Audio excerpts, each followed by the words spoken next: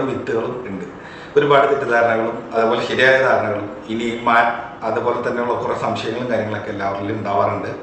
ഈ വീഡിയോയിൽ കുറച്ച് മിത്തും കാര്യങ്ങളുമാണ് ഞാൻ പറയുന്നത്.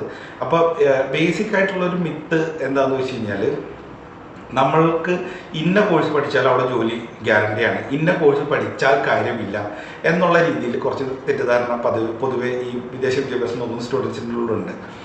ഇത് ശരിക്കും പറഞ്ഞാൽ നിങ്ങൾ അവിടെ ഒരു കോഴ്സ് പഠിച്ചതിന് ശേഷം നിങ്ങളുടെ പൊട്ടൻഷ്യൽ പ്രൂവ് ചെയ്ത് നിങ്ങൾ അവിടെ ഒരു എംപ്ലോയറിനെ കണ്ടുപിടിച്ച് നിങ്ങൾക്ക് അവരുടെ കീഴിലോട്ട് മാറിയാൽ നിങ്ങൾക്ക് അവിടെ നിൽക്കാം, വർക്ക് ചെയ്യാം.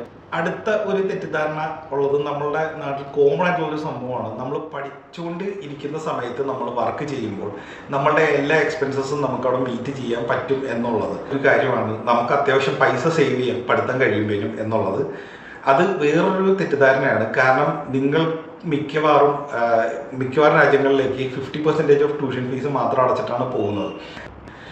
അടുത്തൊരു കാര്യം സ്കോളർഷിപ്പിനെ കുറിച്ചാണ്. എല്ലാവരും ചോദിക്കും, നമുക്ക് എൻക്വയറീസ് വരുമ്പോൾ സ്കോളർഷിപ്പ് അവൈലബിൾ അല്ലേ എന്ന് ചോദിക്കാറുണ്ട്. ഇപ്പം മാസ്റ്റേഴ്സ് പ്രോഗ്രാം ചെയ്യുന്ന സ്റ്റുഡൻസിനെ സംബന്ധിച്ചിടത്തോളം അവർ ഒരു വർഷത്തെ കോഴ്സ് കംപ്ലീറ്റ്, ഒരു വർഷത്തെയോ 1.5 വർഷത്തെയോ കോഴ്സ് ആണെങ്കിൽ ആ സ്കോളർഷിപ്പ് അവർക്ക് ഇനീഷ്യലി കിട്ടിക്കഴിഞ്ഞാൽ അത് ഓക്കെയാണ്. പക്ഷേ ഈ അടുത്തൊരു കാര്യമാണ്, ഇത് ഞാൻ പല വീഡിയോയിലും പറഞ്ഞിട്ടുള്ള ഒരു കാര്യമാണ്, ഫ്രീ എഡ്യൂക്കേഷൻ ഒരിക്കലും ഫ്രീ അല്ല എന്നുള്ളത്. പിന്നെ ഒരു കാര്യമാണ്, short time diploma courses available ആണോ, ഷോർട്ട് ടൈം ഡിപ്ലോമ കോഴ്സസിൽ പുറത്തോട്ട് പോകാൻ പറ്റുമോ എന്നൊക്കെ ഒരുപാട് സ്റ്റുഡൻറ്റ് ചോദിച്ചു വരുന്നത്.